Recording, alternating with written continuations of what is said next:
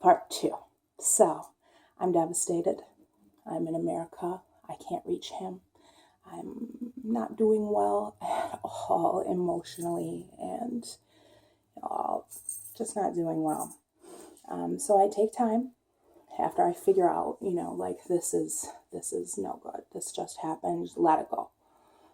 So I take time and I regroup for about 2 years, a little under 2 years, and I get really, really strong emotionally and physically. I was spending a lot of time like running and lifting weights and just getting really ready and strong for life. And I decided that I was going to really go after my dress company, ZagazaProduction.com. So anyway, I decide that I'm going to move myself to Asia to figure out manufacturing overseas, importing, sourcing, everything. I'm just going to go like, I'm free, I'm single, I don't have kids. I'm just going to go do this. I'm going to go like do the factory thing and figure it out. So I moved myself to Asia and I end up in Thailand, in Bangkok. Highly recommend it. So much fun. Like, so much fun. But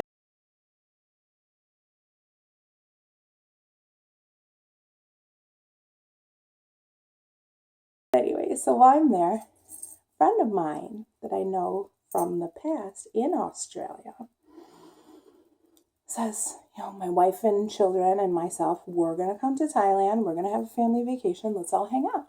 I'm like, okay, cool. So he ends up coming to Thailand and we hang out and he introduces me to a bunch of his friends. And there was this one man that was just beautiful.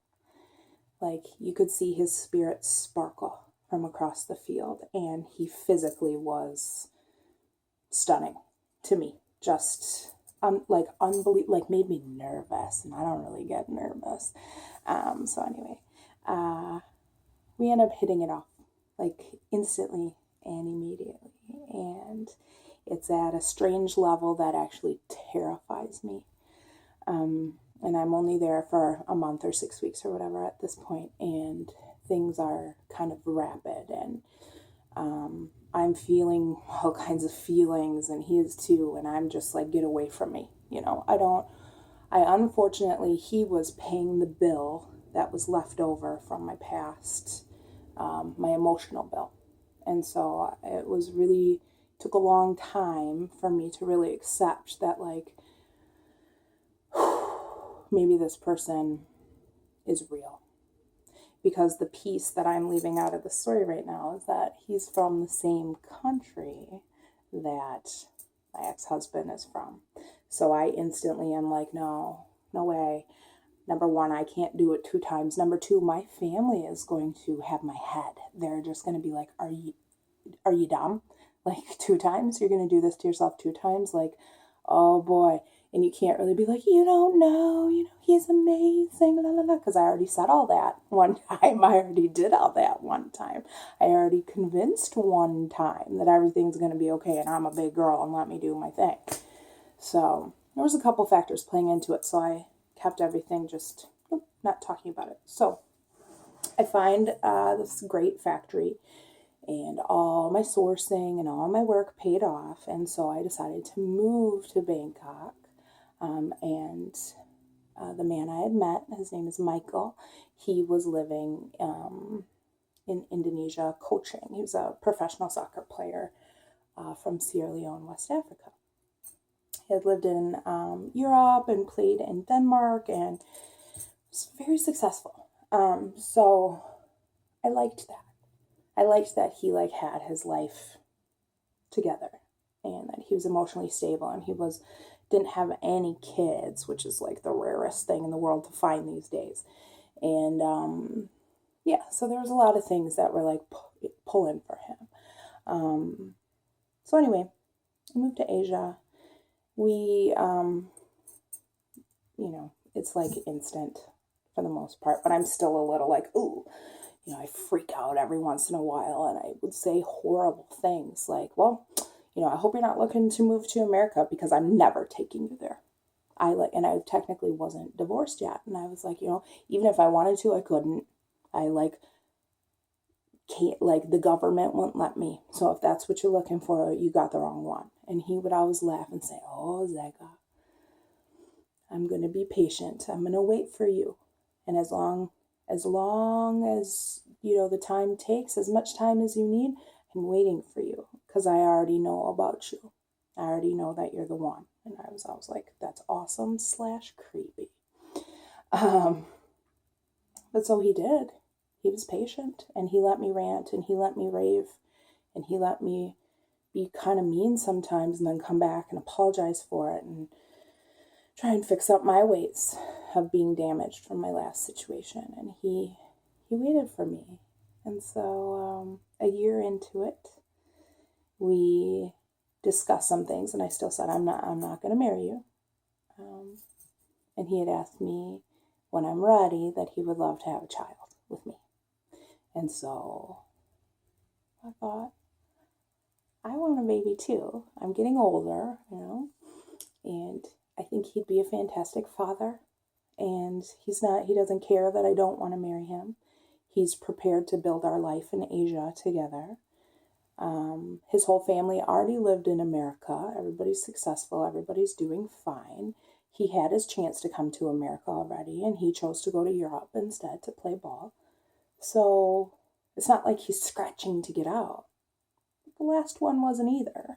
So, I have this mental conflict going on with myself. And, I decide, okay, I would love to have a child. I would love to have your child. And so, bam, like that, 6 weeks later.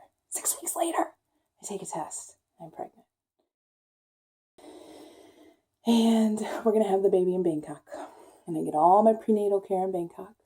And I'm 7.5 months pregnant, and I flip out because there's a language barrier between me and the nurses and the doctor, and I couldn't communicate one day, and I'm pregnant, and I'm scared, and it's hot, and it's sticky, and I want to go home, So we discuss it, and I said, I'm ready to trust you, with bringing you here and you not running off. You and I have built this for a few years now where I feel confident that we're going to be a family and that we're going to be happy just like we say we're going to be. So I'm going to go home and I'm going to try my best to get you here, but I don't know if I can. But I need to have this baby at home in America with my family, my mother and my best friends and my sisters and my brothers. And he agreed. And I know it was really hard for him to let me go, but he took me to the airport and he let me go.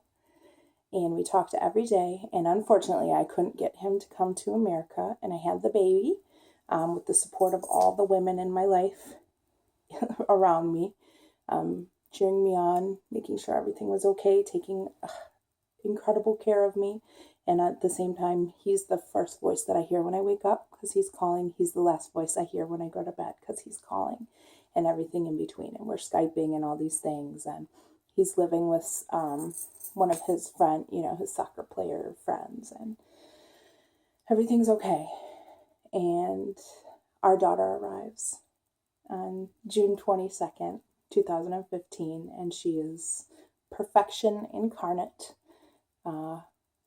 We name her Simona because I love the name Simone, and I love the name Mona after one of my best friends, and so Simona. And then her middle name is Sikade, which is like a Sierra Leonean nickname and his mother's nickname, who unfortunately passed away. So we've got Simona Sikade.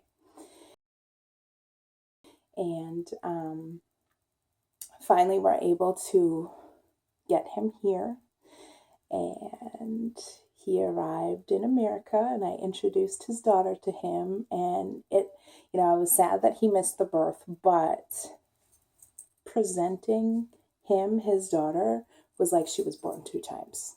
And it was really special and really amazing. And so far, we're not perfect and things aren't perfect, but it's really, really close. Like, he's attentive and he's kind and he's the best father I could have ever picked for my child. I'm very busy with my company and my artwork and hustling it out and getting things done. And he stays with her. And he's also a coach here now in America. Come.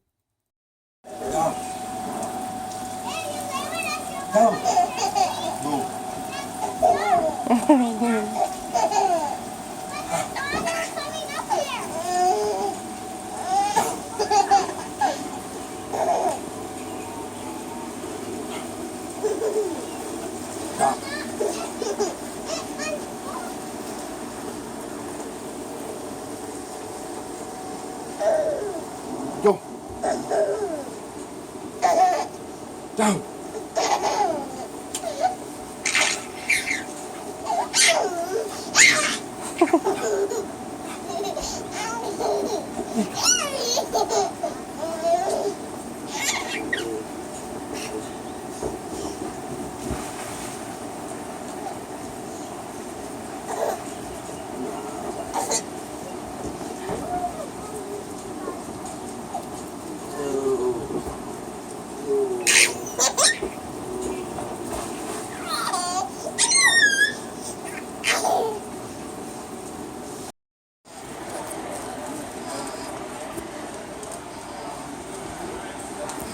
There you go.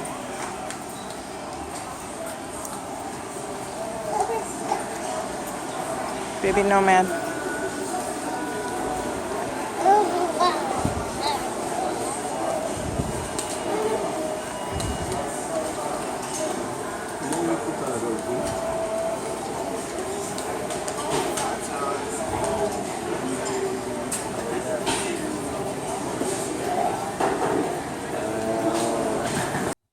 And we have a pretty decent like work-life balance, and we spend a lot of time together as a family with our families, and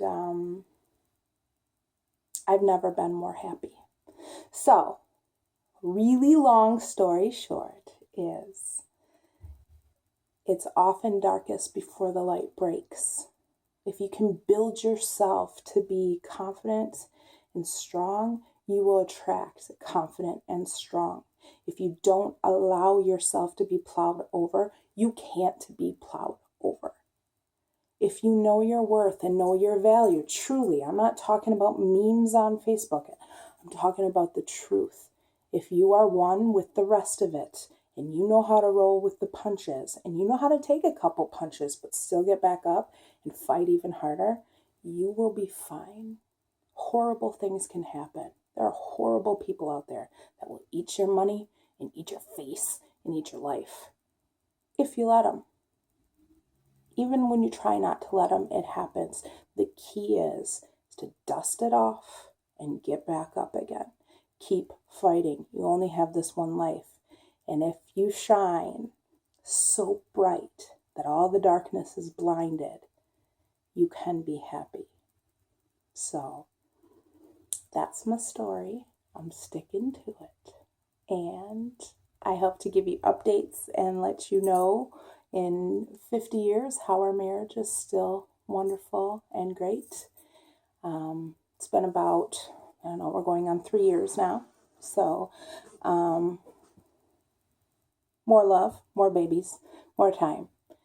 And yeah, things can turn out.